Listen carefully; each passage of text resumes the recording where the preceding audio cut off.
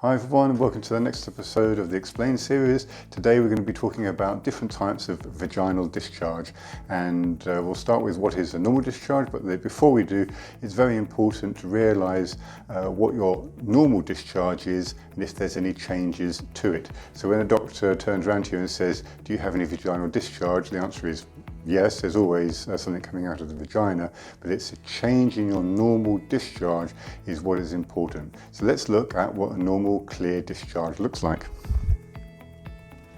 And here, I don't know if you can see it, but in this dish is like a clear fluid, and you can see it's a little bit gloopy and sticky, and this is basically egg white, but this is what a normal vaginal clear discharge, it's a healthy discharge, looks like. You get more of it in pregnancy, you get more of it during ovulation, and any kind of hormonal imbalances, and that is a normal clear discharge.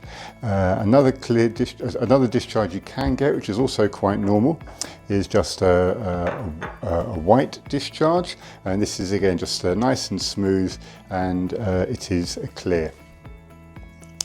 So what other discharges can we get? So this is a grey discharge, and this would be a sign of, for example, bacterial vaginosis. So bacterial vaginosis is just an overgrowth, and there will be a link to bacterial vaginosis in the top left-hand corner, and it's just kind of like your normal discharge, but a lot more of it, and it tends to be a little bit grey. It can also be quite strong and fishy smelling as well. Now, other types of discharge which you'll see, so you might get a little spotting in your sanitary towel, for example, but also a red discharge, or sometimes you get a pink discharge. Now, a pink discharge could be cervical bleeding, vaginal irritation, or even what's called implantation bleeding. That's where a fertilized egg implants into the uterus. A red discharge, this is typically menstruation. It classically happens once every 28 days, but anywhere between for example, 24 days all the way to 34 days can be completely normal. Some people have longer cycles, some people have shorter cycles.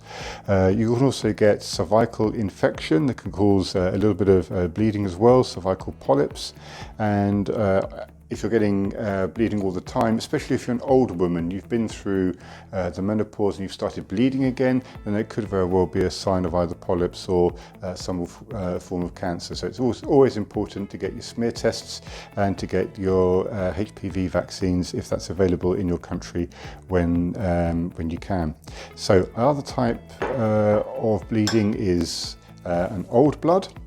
And this tends to be not necessarily as fluidy as this, can be, it's more of the colour, which is a brown colour, which is basically old blood.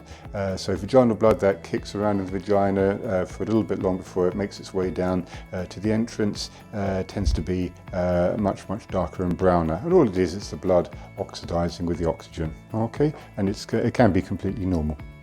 So we come to more abnormal discharges now, and so these types of discharges can be sort of like a yellowy or even greeny discharge. And here, any kind of yellowy greeny discharge is a sign of infection, and it's important to make sure that if you have had a change of partner, that you do get a sexual health screen, just to make sure that it is nothing untoward. Another discharge, and you probably won't see it here, is again, it's fairly clearish, can be grey in coloured, but I'm not sure if you can see it. I'll hold it up to the camera, but it's a little bit frothy as well. Okay, oh, the camera's going a little bit funny.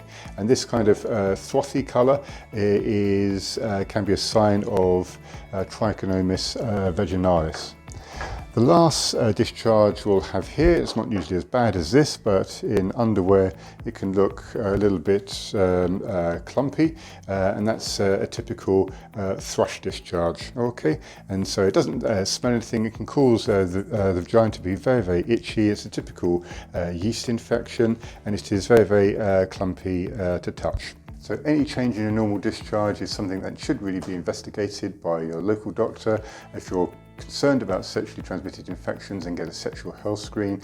If you're from the UK, go to your sexual health clinic. If you're in another part of the world which doesn't have sexual health clinics, then see your family planning centre or your family doctor or any doctor who's got some kind of experience with sexually transmitted infections or has the ability to look at some of these discharges under the microscope. So the important thing is, if there is a change in your discharge of any type, make sure you get a sexual health screen. Also make sure you see a medic with experience in vaginal health, and see you in the next episode. Take care. Goodbye.